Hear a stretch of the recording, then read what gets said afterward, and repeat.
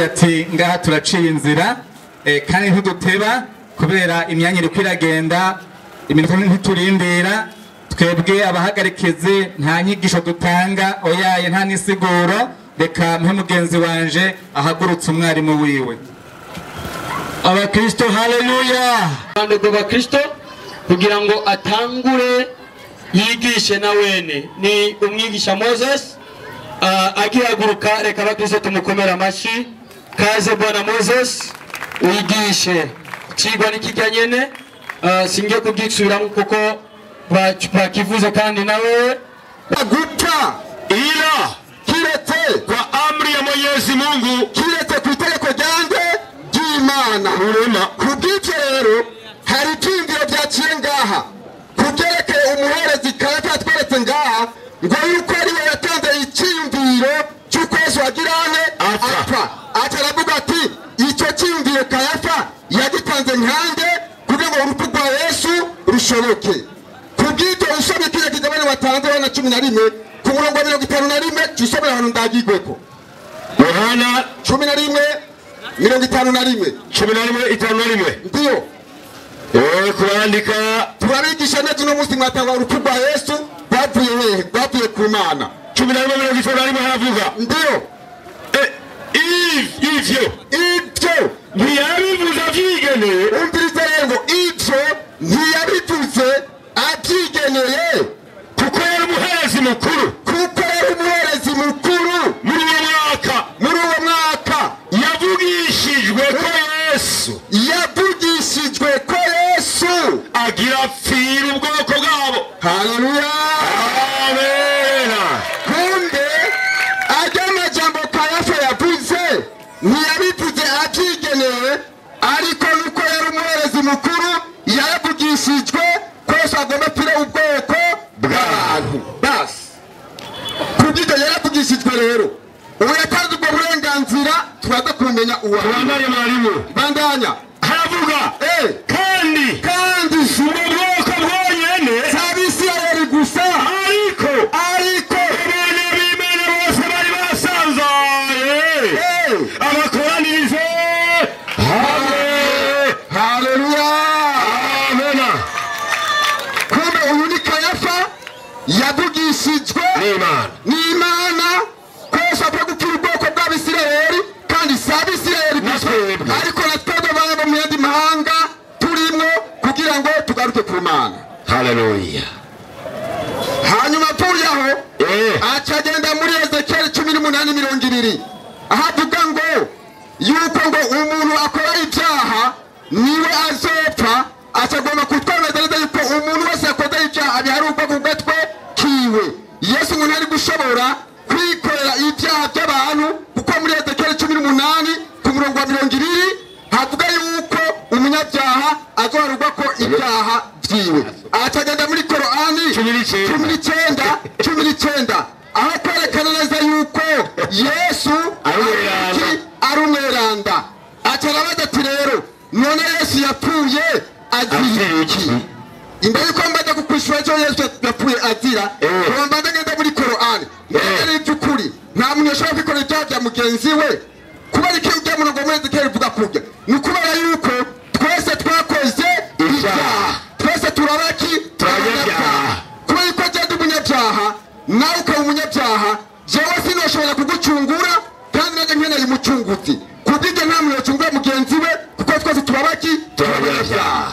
Ariko muri Korani hatugaye yuko Yesu arinde yera uwo rero yera ari we Yesu atagira kanenge atacyahagira niwe wenyene ashoboye gucungura abantu ibyaha byabo. Mbega Korani iremeza yuko ari umuntu yubaha Imana yoshobora kwikorera ibyaha by'undi muntu 22:13 ndiyo 22:13 gitabo cy'Iherezo 22:13 yego 22:13 aravuga ndiyo kubandika abafata ku mutwe 13 aravuga ndiyo nasi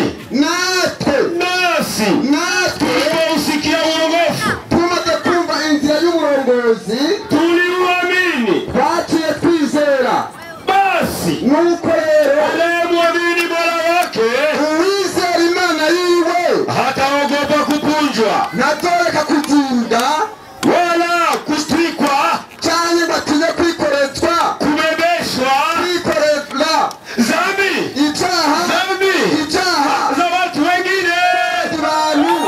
Haleluya. amena kumbe Korani ivuze yuko uwubaha Imana yikora ibyaha by'abandi. Yari ubunogo muri Korani kutabusomye ubonye muri Ezekiyeli nda muri Korani ntawabonye. bagomba kuzimiza gusa abantu werindira mwananje kubw'ibyo rero hatubonye yuko uwubaha Imana ashobora kwikorera ibyaha by'abandi bantu, kandi uwo nawe rero ashoboye kwikorera ibyaha by'abandi bantu n'utagira akanenge ari we nde Yesu wenyine. Mbega amaraso yiwe afise akahe gaciro? Twapande Korani tukufu mwanangu, Korani tukufu ndio tuanze tumenye amaraso yiwe afise akahe gaciro. je Mbega Korani 13 kwenye tafsiri yake haya inasema avuga wiki je mbega iko kafara hariyo ikindi kimazi au sadaka yoyote cyangwa isikanwa iryo ari ryo ryose chini ya mbingu ngaha munsi y'ijuru yenye kuweza yoshobora kuondoleeni zambi kurakura kw'ibyaha aje cyangwa mbega damu amaraso isiyokuwa ya asili amaraso atagira akanenge kameremere ya Yesu mwana wa Mariamu inaweza kuosheni katika madhambi zenu. kurakura kw'ibyaha byanyu kuriya. Korani ivuze ngo mbega ngaha munsi y'ijuru hari ikindi kimazi cyangwa irindi shikanwa iryo ari ryo ryose ryoshobora kurakura kw'ibyaha byanyu. hariho kabaza ikibaniro kandi baziti mbega amaraso atagira harayandi maraso ngaha kuzinyoronka atagira akanenge kiretse aya Yesu umwana wa Mariya yorakura kw'ibyaha. Haleluya. Haleluya. Amen. Mbega turiko turabona umuco yuko ngaha munsi y'ijuru atakimaze abantu bashobora kuronka atanishikamwe abantu bashobora kuronka yorakura kw'ibyaha byabo kiretse amaraso yande ya Yesu mwene Mariya. muraza kutubwira ayo maraso ya Yesu mwene Mariya yapfiriye ari hehe?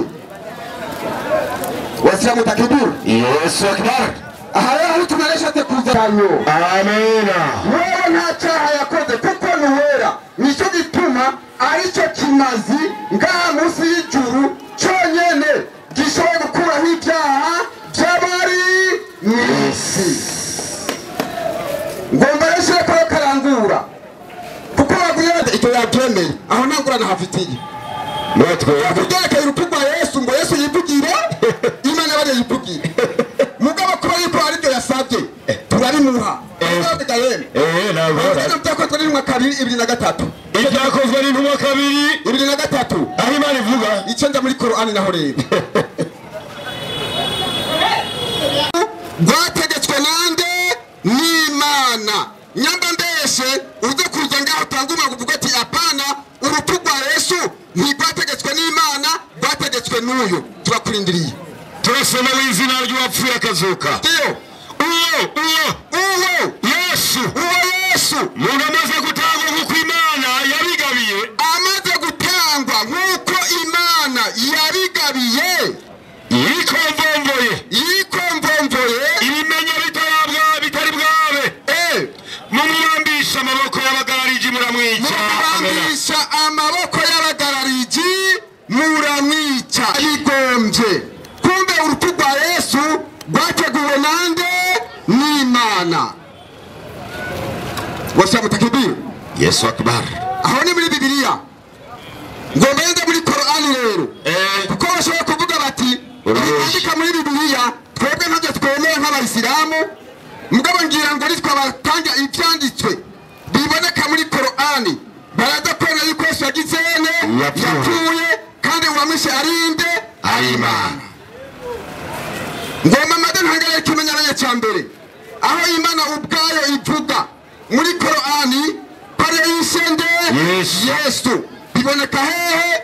Korani 3:55 niyo turi somera mwananje igitabo cy'abayisilamu bemera cyavuye ku Mana ngira ngo ndiyo pale Mwenyezi Mungu aliposema igihe Imana yavuga ariyo Allah Isa yewe Yesu mimi Allah jewe Allah nitakufisha jewe Allah nzogupfisha cyane nzokwica hanyuma na nitakunyanyua kwangu hanyuma ntenda kuzana iwanje inatosha basi turahejeje ikigo dutahe harindi wasa mushangiye kabisa mukora mashira Qur'ani zungumuza bana wewe vipi kubinde Qur'ani buzengo igihe Imana yavuga zogufisha yewe Yesu zogufisha Imana yawe nzokwica cyane nzogupfisha made kugupfisha nzosenda kuzana iwanje ngo muraza kumva abantu bagomika indimi mu gusoma igitabo nibaza ngaha baraza kubihakana bagoye ko aya majambo atayona Allah Mana kubije rero kuba yuko Allah ariwe afise uburenganzira bwo kwica ubugingo bw'umuntu akandika kavuga ati wewe Yesu jenzogirane zokwica hanyuma cyenda kudugana iwanje muganda dukora abandi bade kuvuga bati oya Yesu yadude mu ijuru adapfuye ngo ariko azogaruka gupfa turakurindiriye ubundi guca muri iyo nzira kurayigwamo urayipfirayo uraza gupfira ngo ntuze kuhaca kubw'ibyo rero ko Yesu ko Imana ivuze yuko ariyo yishe Yesu kandi areka bityo cyandiko badusabye ngomba ntaga ikindi cyandiko kigira kabiri aho Yesu wenyine ubwiwe atuvugira mbega ya majambo tukuri Yesu nawe arayivugira ko yapfuye 5:17 aho nyine muri iyo Qur'an iyo ni 5:17 ndiyo Tubaga Yesu nawe Imana yamaze kubyemanga kigabane cy'imeza kurya mbega Yesu nawe arabihakana cyangwa arabyemera hanyuma tuturindira rero umwisira amaze guhaguruka aze kutubwira aya majambo aboneka muri Qur'ani ko ayukuri cyane atarayukuri nyabugo tuvuga tubonye neza muri Qur'ani ko rwapanzwe na Allah araza kutubwira uwo wundi muntu yapanze urupfu rwa Yesu atari Allah uwariwe sobera abantu mwananje 5:17 ndiyo igitabo kidafise intango cyangwa iherezo havuga ngo iki kiravuga kigasubira iyo 17 kiravuga kigabone cy'imeza y'ipirawo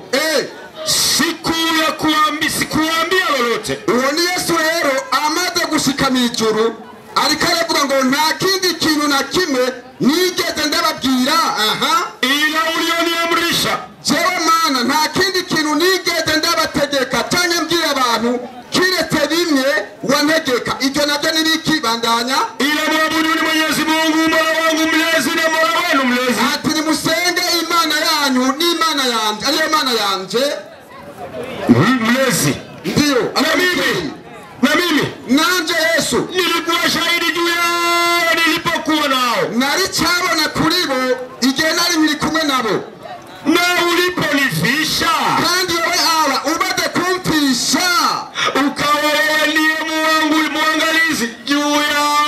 Haleluya amen.